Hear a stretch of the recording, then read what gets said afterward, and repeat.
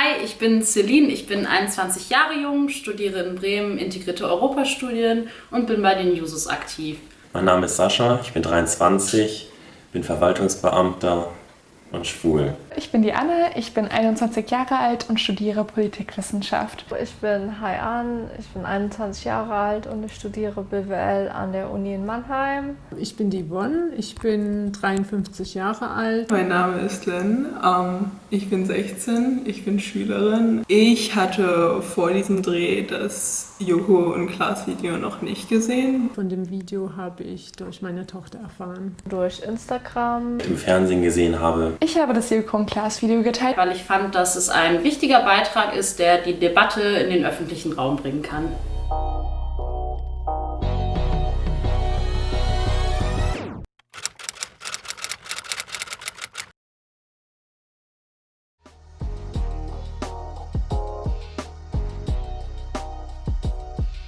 Was ist jetzt deine erste Reaktion auf dieses Video? Krass, ich bin nicht alleine. Ich meine, ich kenne das ja. Ist normal für mich. Ich stelle so ein bisschen die Glaubwürdigkeit in Frage, weil eben ein Sender die Plattform bietet für das Video, der eigentlich dieses überkommene, tradierte Frauenbild bedient. Sei es jetzt, wie Moderatorinnen auszusehen haben, blond und weiß und sexy. Die platzieren Werbungen, wo einem irgendwie die Haare zu Berge stehen. Ich finde halt in dem Video haben Joko und Klaas das sehr gut auf den Punkt gebracht, ohne sich dabei selbst in den Vordergrund zu stellen. Es wurde ja auch von einer Frau moderiert und nicht von Joko und Klaas selbst. Was ich schade finde, dass das ausschließlich von Frauen präsentiert wurde, weil ich glaube, dass Männer Männern lieber zuhören und dass Frauen das ja alles kennen oder das meiste. Manches war, also diese Dickpics waren mir ja auch unbekannt. Es ist erstaunlich und erschreckend zugleich, wo das passieren kann, dass die Frauen nichts dafür können und sich in vielen Fällen nicht wehren können. Findest du, dass in Deutschland gerade eine Diskussion zu diesen Themen stattfindet? Nee, ich habe das Gefühl, Diskussionen fanden in der Hinsicht eigentlich noch nie wirklich statt. Ich muss ehrlich sagen, ich habe in den Medien fast noch nie, oder sehr, sehr selten darüber was gehört. Ich denke, dass das Video auf jeden Fall zu einer Diskussion in Deutschland geführt hat. Allein schon die Kontroverse, ob das jetzt richtig war, die Sendezeit für so etwas zu benutzen oder nicht. Wieso glaubst du, wird das Thema gerade jetzt in Deutschland behandelt?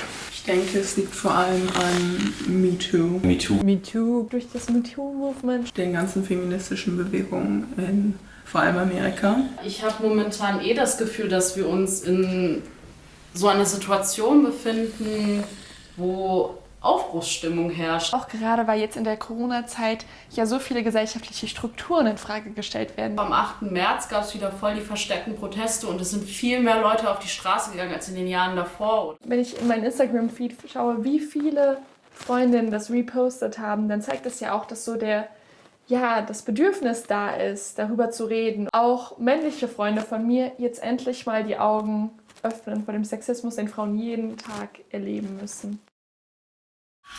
Okay, wow. Das ist Ein Dickpic, das erste Mal bekommen mit 15. Eigene Erfahrungen gemacht? Ja. In irgendwelchen Apps, wo man andere Schwule kennenlernen kann, kriegt man ständig irgendwelche Dickpics geschickt, unaufgefordert natürlich. Es nervt. Man blockiert diese Person, dann erstellen sie sich einen neuen Account und schicken die Bilder erneut. Ja, dann blockiere ich die Person, einfach melde sie und versuche das aus meinem Kopf zu löschen. Wird sich jetzt aber auch in der nächsten Zeit, glaube ich, nichts machen lassen. Im Video wurde ja gesagt, dass das auch strafrechtlich verfolgbar ist. Könntest du dir vorstellen, sowas zu melden? Nein. Weil die Polizisten dich wahrscheinlich auch nicht ernst nehmen würden. Dass es halt sehr arg runtergespielt wird. Es ist ja auch ein sehr männliches Feld. Ich glaube, viel zu viele Leute bekommen sowas täglich geschickt. Kann man jeden Monat alle einmal zusammensammeln und dann eine Anzeige gegen alle machen. Schade finde ich das eigentlich, dass es, glaube ich, in der Öffentlichkeit gar nicht so bewusst ist, dass man das tun kann. Dann ist es aber auch enorm wichtig, dass man die Hürden möglichst niedrig hält, weil das schon durchaus ein belastender Prozess sein kann. Umso wichtiger ist es halt, dass man den betroffenen Menschen das Gefühl gibt, okay, du kannst was unternehmen und du solltest gerade wirklich etwas unternehmen. Lass gut sein. Du bist Sowieso hässlich, du Schlampe. Hast du sowas auch schon mal erlebt? Ja. Also erst wird man da so angesprochen, ja, du bist voll hübsch, bla bla bla. Wenn man dann sagt, nee, dann ist man eine Hure. Also, das ist auch immer ganz interessant.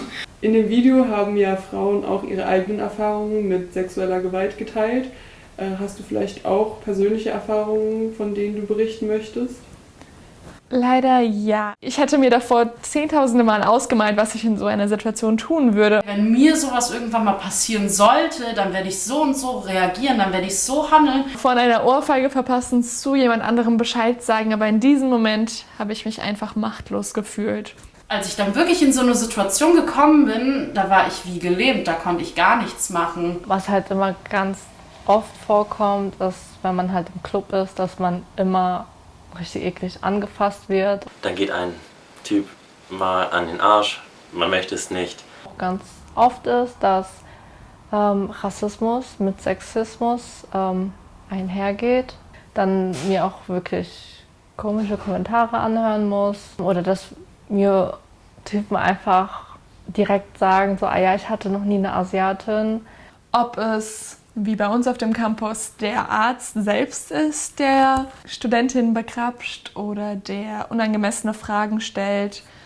Oder ob es Kommilitonen sind, die, wenn man zur Gruppenarbeit eingeladen ist, das als Einladung sehen, einem physisch näher zu kommen, trotz Bitten, das zu unterlassen. Als ich in einer komplett leeren Straßenbahn saß und ein Mann sich zu mir in den Vierer gesetzt hat und mich die ganze Zeit angestarrt hat und ich mich super unwohl dabei gefühlt habe, dann habe ich gemerkt, dass dieser Mann gegenüber von mir sich einfach einen runterholt. Es war aber auch so, dass ich eine Woche später oder so diesem Mann wieder begegnet bin und er mich wieder angestarrt hat und mich wieder hilflos gefühlt habe und dann entschlossen habe, die Polizei zu rufen. Aber mir dann am Telefon gesagt wurde, dass sie mir nicht helfen können und mir empfohlen haben, ins Gebäude reinzugehen und das war's. In dem Video haben ja einige Frauen über ihre eigenen Erfahrungen erzählt. Findest du das wichtig oder hilfreich für die Diskussion? Ich glaube, das ist enorm wichtig. Ich möchte damit aber auch nicht sagen, dass jede Frau es erzählen muss, weil manche Situationen sind nun mal sehr triggernd. Viele Leute haben natürlich kritisiert, dass es irgendwie in der Debatte nichts weiterbringt. Es ist wieder nur ein Hashtag, der die Leute zum Aufschreien bringt und es passiert nicht Wirkliches. Aber als ich mich beispielsweise auf Twitter umgeschaut habe, was zu diesem Video getweetet worden ist, habe ich halt gemerkt, dass irgendwie so eine Riesenwelle an Solidarität zwischen Frauen und betroffenen Menschen ausgebrochen ist. Desto mehr Frauen schweigen, desto mehr wird es ja gesellschaftlich akzeptiert oder nicht gesellschaftlich angegangen als Problem. Deswegen denke ich, dass es super wichtig ist, darüber zu reden und auch dann den Leuten klarzumachen, dass es nicht normal und so, das ist sexuelle Belästigung. Die Leute in gewisser Weise darauf vorbereitet, dass sowas passieren kann und wenn sowas passiert, wie man am besten reagiert, einfach, dass dieser Schockmoment nicht so lange ist und dass man halt dagegen etwas tun kann und dass die Person halt einfach nicht davonkommt. Ich sehe es so, dass auch Männer über Gefühle reden sollten, einfach was sie bewegt, aber natürlich auch dazu gehört auch sexuelle Belästigung. Es kann natürlich auch sein, dass viele Männer nicht darüber reden wollen, weil auch sie selbst irgendwie schon mal Täter waren. Es sind ja nun mal vorwiegend Männer, die in diese Täterrolle fallen. Dass man überhaupt dem Outfit die Schuld gibt, statt dem Vergewaltiger. Was ich trug, als ich vergewaltigt wurde? T-Shirt und Jeans. Es passierte 3 Mal durch 3 verschiedene Menschen. Und jedes einzelne Mal trug ich T-Shirt und Jeans. Ich finde, wer so eine Frage stellt, impliziert automatisch, dass das Opfer irgendeine Mitschuld an den Geschehnissen trägt. Da kann mein Rock so kurz sein, wie er möchte, meine Bluse so einen tiefen Ausschnitt haben, wie sie will. Aber es ist niemals eine Einladung irgendwie, um sich an einem Menschen oder an mir oder an Frauen generell zu vergehen. Ich war mit 14, 15 in Vietnam und hatte das Kleid an, weil es waren 40 Grad. Und dann hat einfach meine Cousine zu mir gesagt, so, ja, was hast du da an? Du siehst aus wie eine Schlampe. Ich habe dann auch gemerkt, als ich dann so auf die Straße gegangen bin, dass ich richtig eklige Kommentare bekommen habe und es war mir halt richtig unangenehm. Ich habe eigentlich schon immer versucht, so eine gewisse Femininität zu unterdrücken, ganz bewusst, weil ich mir solche Kommentare eben ersparen wollte. Also ich merke halt immer wieder, sobald man halt ein Kleid trägt oder Shorts oder einen Rock, dass man halt dann eher dumme Kommentare bekommt oder einem hinterhergepfiffen wird. Deswegen überlege ich mir dann auch immer zweimal, ob ich jetzt einen Rock anziehe oder ein Kleid. Werden die Themen, die in dem Video angesprochen wurden, auch bei dir im Umfeld thematisiert? Ja, mittlerweile immer häufiger, aber meiner Meinung nach immer noch zu wenig. Und ich denke, dass Videos wie dieses einfach Aufmerksamkeit dafür schaffen und vielleicht hoffentlich dazu führen, dass wir diese Diskussion auch mit mehr Männern und auch in der Familie diskutieren können.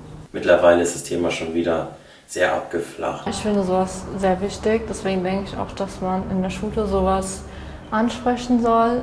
Vor allem halt auch, wenn was passiert ist, wie man dann weiter vorgeht. Also, dass man zur Polizei geht, dass man das meldet, dass man bei einer Vergewaltigung sich im Krankenhaus untersuchen lässt. Ich will jetzt auch nicht dieses Video ständig heilig preisen, aber deswegen glaube ich halt auch, dass dieses Video super wichtig war, aufgrund dessen, dass es halt auch im öffentlichen Fernsehen gezeigt worden ist und somit auch irgendwie die Debatte in Gruppen und Kreise führt, die normalerweise sonst gar nicht über sowas nachdenken. Ich hatte das Gefühl, dass das Joko gegen Klaas-Ding halt mehr an Männer ging, weil Frauen wissen ja, dass das passiert. Ich spreche schon mit meinen Freundinnen darüber. Schon eine Gruppe von Jungs oder Männern vorbeizulaufen, ist immer sehr, sehr unangenehm. Alle meine Freundinnen haben dann immer Ohrhörer drin oder tun so, als wenn sie am Handy halt bloß nicht ansprechbar wirken. Und wünschst du dir da mehr Austausch mit Männern drüber? Ich hab's versucht. Funktioniert nicht. Bist du nur die verrückte Feministin? Ich fasse hier einmal an die Moppelklappen, zweimal an den Arsch. Nein. Ich muss auch noch so machen und so und so. Der war das auch so unangenehm. Die stand da wirklich und hat sich richtig entwürdigt gefühlt. Ne? Ich fährt jetzt gleich nach Hause und dann wird ich schön heulen unter der Dusche. Ja. Hier steht jetzt 6 Stunden lang unter der Dusche. Wie ordnest du die jetzige Thematisierung von Frauenbelästigung seitens Joko und Klaas ein? Ich finde es unglaublich, dass die es wagen dürfen, nochmal vor die Kamera zu treten. Ich finde es absolut unglaubwürdig, wenn das auch nur in irgendeiner Form von denen veranlasst wurde. Ich kann mir das nicht vorstellen. Vielleicht eben, um sich das eigene Image aufpolieren zu lassen. Wenn sie da in irgendeiner Form Einsicht oder Reue entwickelt haben sollten, hätten sie das aussprechen sollen und ihre Arbeit in den Medien einstellen. Das ja auch zeigt, dass die beiden persönlich einen Fortschritt gemacht haben, dass sie sich jetzt mit dem Thema auseinandersetzen und solche Äußerungen nicht mehr äußern oder so handeln. Aber gleichzeitig ist es natürlich auch ein bisschen schwierig, wenn man das gar nicht mehr adressiert und einfach so weitermacht, als hätte es diese Äußerungen nie gegeben. Die haben ganz klar Scheiße gebaut, auf gut Deutsch gesagt. Also das ist mit keinem Argument zu rechtfertigen. Natürlich, sie kämpfen jetzt auch dafür, dass Frauen auch gehört werden mit dem Film, den sie gemacht haben, aber das rechtfertigt nichts. Glaubst du, dass dieses Video irgendwas verändern wird? Das ist eine Frage, die ich mir auch gestellt habe, ob es einfach wieder nur so ein Video ist, was halt für eine Woche lang Schock sorgt und danach einfach irgendwie nicht mehr präsent ist oder vergessen ist. Ich denke schon, allein die Konversationen, die man darüber geführt hat, haben auf jeden Fall Positives bewirkt, indem sie Aufmerksamkeit auf das Thema gelenkt haben. Ich hoffe, dass es wirklich in allen Köpfen jetzt bleibt. Kurzfristig hat das schon die Welle gemacht, aber langfristig, muss ich leider sagen, hat das keinen Effekt gehabt. Also ich hoffe, dass die Reaktion noch darüber hinausgeht, dass auch die Frauen, die sich das angeguckt haben, den Mut haben, so wie die in dem Video den Mut gezeigt haben, sich zu dem Thema zu äußern und sich für ihre Sache einzusetzen.